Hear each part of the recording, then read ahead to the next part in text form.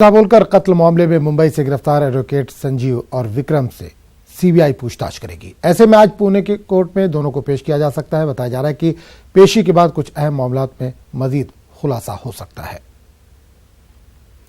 और इस पूरे मामले पर बात करने के लिए सीधे रुक करेंगे मुंबई का, जहां समाचार संवाददाता प्रशांत पांडे जुड़े।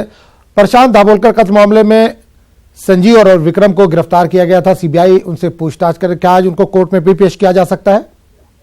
जी बिल्कुल, देखिए 11 बजे के बाद किसी भी वक्त इन्हें पुणे के कोर्ट में पेश किया जाएगा और उसके बाद इनकी रिमांड ली जाएगी। और देखना होगा कि जब सीबीआई अदालत में रिमांड कॉपी पेश करेगी तो किन बातों को रखती है, किन चीजों को रखती है, क्या सबूत इनके खिलाफ मिले हैं और इनका क्या रोल था दाभोलकर हत्या मामले में। ये सारी चीजें तभी स्पष्ट होंगी। मैं आपको एक बात याद दिला दूं, संजीव जो है ये एडवोकेट थे पहले से ही, मैं कई मामलों में बचाव पक्ष के, और ऐसे में इनकी गिरफ्तारी अपने आप में बड़ा सवाल उठाता है कि क्या दाभोलकर हत्या मामले में इनका कोई अहम रोल रहा है क्या।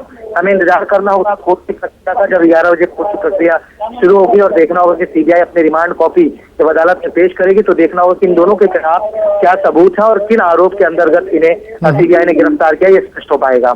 बिल्कुल, एक चीज और जानना चाहेंगे कि दाभोलकर के अलावा ये भी कहा जा रहा है कुछ और मामलात में खुलासा हो सकता है, तो क्या कुछ और मामलों में भी लिप्त बताए जा रहे हैं?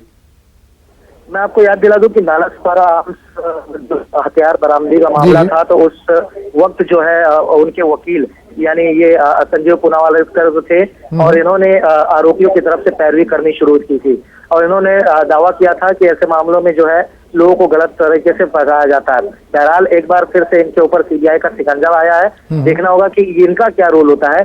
ऐसे कई मामले हैं जिससे जुड़े हुए हैं एडवोकेट संजीव, देखना होगा कि किन मामलों में और कैसे क्या कुछ खुलासे होते हैं। चलिए, प्रशांत पांडे से तमाम जानकारी के लिए बहुत बहुत शुक्रिया।